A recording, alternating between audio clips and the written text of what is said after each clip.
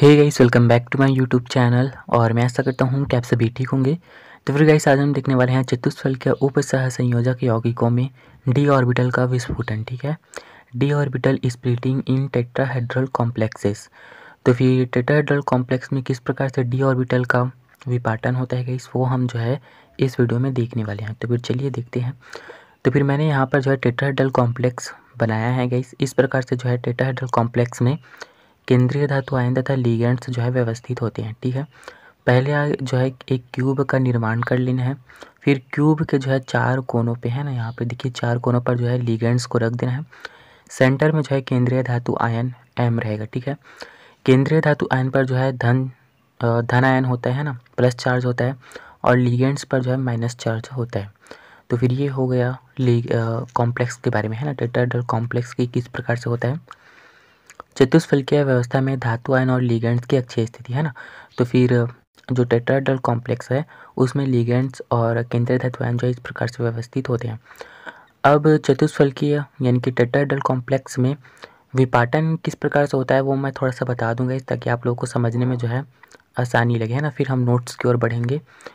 तो फिर विपाटन क्या है गाइस, ये जो केंद्रीय धातु आयन है इसके डी ऑर्बिटल होते हैं, है ना। तो फिर इसका डी ऑर्बिटल जो है वो टू पार्ट्स में जो है डिवाइड हो जाता है।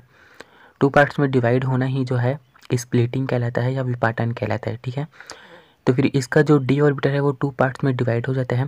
पहला तो T2G और EG। ठीक है, अब यहाँ पर देखिए डिफरेंट क्या होता है ऑक्टाहेड्रल कॉम्प्लेक्स और टेट्राहेड्रल कॉम्प्लेक्स में।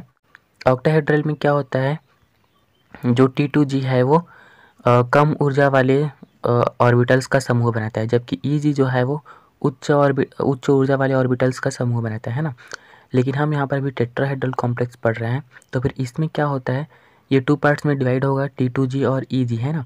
तो फिर T2G जो है वो उच्च ऊर्जा वाले ऑर्बिटल्स का समूह बनाता है, जबकि EG जो है वो कम ऊर्जा वाले ऑर्बिटल्स का समूह बनाता है। ठीक है गाइस, तो फिर इसके डी ऑर्बिटल का दो भागों में टूटना ही जो है स्प्लिटिंग या विपाटन कहलाता है, T2G और EG में, है ना। तो फिर चलिए फाइनली नोट्स की ओर बढ़ते हैं। देखते हैं चतुष्फलकीय उपसह संयोजक यौगिकों में धातु आयन Mn+ है ना, चतुष्फलक के केंद्र पर तथा लिगेंड्स चतुष्फलक के कोनों पर स्थित होते हैं। ठीक है गाइस, हमने अभी डायग्राम देखा, उसमें क्या था कि जो केंद्रीय धातु आयन है ना, धातु आयन जो है वो सेंटर पे है, और जो लिगेंड्स है वो कोनों पर जो है स्थित है। ठीक है, तो फिर इसी को जो दिखा है वही यहाँ पर लिखा है। ठीक है, जब लिगेंड्स केंद्रीय धातु आयन के समीप आते हैं तो डी ऑर्बिटल की एनर्जी लेवल बढ़ जाती है। अब देखिए गाइस, जो लिगेंड्स हैं वो ऋणात्मक होते हैं, है ना, यानी कि ऋणावेश जो है इनमें होता है। तो फिर अपने ऋणात्मक सिरे के द्वारा जो है केंद्रीय धातु आयन की ओर जाते हैं कॉम्प्लेक्स निर्माण के लिए, है ना। कॉम्प्लेक्स बनाने के लिए ये केंद्रीय धातु आयन की ओर जाते हैं। तब क्या होता है, जो केंद्रीय धातु आयन का जो डी ऑर्बिटल है ना, उनकी एनर्जी में जो है वृद्धि हो जाती है। ठीक है, लिगेंड्स के पास जाने, मतलब लिगेंड्स का केंद्रीय धातु आयन के पास जाने पर केंद्रीय धातु आयन की डी ऑर्बिटल की जो एनर्जी है वो जो है बढ़ जाती है। ठीक है, एनर्जी बढ़ने के बाद डी ऑर्बिटल में स्प्लिटिंग होता है। अब देखिएगा, इस एनर्जी बढ़ने के बाद जो है ये जो डी ऑर्बिटल है उसमें जो है स्प्लिटिंग होता है। यह स्प्लिटिंग ऑक्टाहेड्रल कॉम्प्लेक्स के उल्टा होता है। ठीक है गाइस, क्या वो बोल रहा है, यहाँ पर जो स्प्लिटिंग होता है वो ऑक्टाहेड्रल कॉम्प्लेक्स के जस्ट उल्टा होता है। ठीक है, तो फिर क्या उल्टा होता है वो हम थोड़ा सा डिस्कस करेंगे, जो कि मैंने डायग्राम जब बताया तब भी आप लोगों को बताया है। ऑक्टाहेड्रल कॉम्प्लेक्स में जो T2G है वो नीचे रहता है और EG ऊपर रहता है, जबकि टेट्राहेड्रल कॉम्प्लेक्स में क्या होगा, T2G जो है ऊपर रहेगा और EG जो है वो नीचे रहेगा। ठीक है, तो फिर इस प्रकार से जो है इसमें स्प्लिटिंग होता है, यानी कि विपाटन जो है इसमें होता है टेट्राहेड्रल कॉम्प्लेक्स में। ठीक है, विपाटन क्या है गाइस, स्प्लिटिंग क्या है, जो डी ऑर्बिटल है उसका टू पार्ट्स में डिवाइड होना ही जो है स्प्लिटिंग कहलाता है। अब देखते हैं dx² - y² तथा dz² ऑर्बिटल लिगेंड से अपेक्षाकृत दूर होते हैं। ठीक है, इस ये जो डी ऑर्बिटल है ये जो है लिगेंड से जो है बहुत ही दूर होते हैं। ठीक है, अतः कम ऊर्जा वाले ऑर्बिटल का EG जो है बनाते हैं। अब देखिए, ये दोनों ऑर्बिटल जो है वो लिगेंड से दूर होते हैं, जिसके कारण इनमें जो है लिगेंड्स का प्रभाव कम पड़ता है। ठीक है, इस कारण जो है ये कम ऊर्जा वाले ऑर्बिटल्स हैं। ठीक है, तो फिर इस कम ऊर्जा वाले ऑर्बिटल्स के समूह को जो है जो इस कम ऊर्जा वाले ऑर्बिटल के समूह को जो है Eg कहते हैं। ठीक है, अब देखते हैं 3 कक्षक DXY, DYZ, DZX लिगेंड के समीप होते हैं। अधिक प्रतिकर्षण के कारण अधिक ऊर्जा का समभ्रंश समूह T2G बनाते हैं। अब ये जो तीनों ऑर्बिटल्स हैं गाइस, डी ऑर्बिटल होते हैं, 5 डी ऑर्बिटल होते हैं ना, उसमें से 2 डी ऑर्बिटल हमने पढ़ लिया। अब ये जो 3 डी ऑर्बिटल्स हैं गाइस, ये जो है लिगेंड्स के बहुत ही पास होते हैं, जिसके कारण इनमें लिगेंड्स का प्रभाव बहुत ही ज़्यादा होता है, जिसके कारण इनकी ऊर्जा में जो है अत्यधिक वृद्धि हो जाती है। ठीक है, तो फिर ये उच्च ऊर्जा वाले समूह बनाते हैं और इस समूह को जो है T2G कहते हैं। ठीक है, तो फिर ये हो गया हमारा। अब देखते हैं दोनों ग्रुप में ऊर्जा का अंतर ही जो है डेल्टा टी कहलाता है, और ये Eg और ये T2G में ऊर्जा का जो अंतर होता है गाइस, उसको जो है डेल्टा टी से हम जो है शो करते हैं।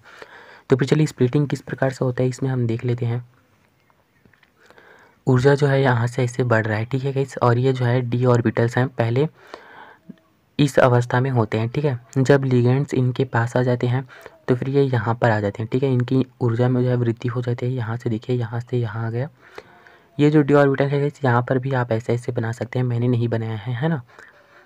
अब क्या होता है कि कुछ लिगेंड्स कुछ ऑर्बिटल्स है ना, यहाँ के जो कुछ ऑर्बिटल्स हैं वो लिगेंड्स के बहुत ही समीप होते हैं या उसके मार्ग में आ जाते हैं, जिसके कारण उनकी ऊर्जा जो है और ज़्यादा बढ़ जाती है। ठीक है, तो फिर यहाँ पर देखिए तीन जो ऑर्बिटल्स हैं DXY, DYZ और DZX है ना, वो तीनों जो है वो लिगेंड्स के समीप होते हैं, जिसके कारण इनकी ऊर्जा जो है और ज़्यादा बढ़ जाती है। और जो DX² -Y² और DZ² हैं वो लिगेंड से बहुत दूर होते हैं, जिनके कारण इनकी ऊर्जा जो है कम हो जाती है। तो फिर ये जो है नीचे आ गए हैं। ठीक है, इनकी ऊर्जा कम हो गई। तो फिर इस प्रकार से जो है ये 2 पार्ट्स में जो है डिवाइड हो जाता है, T2G और EG में, है ना।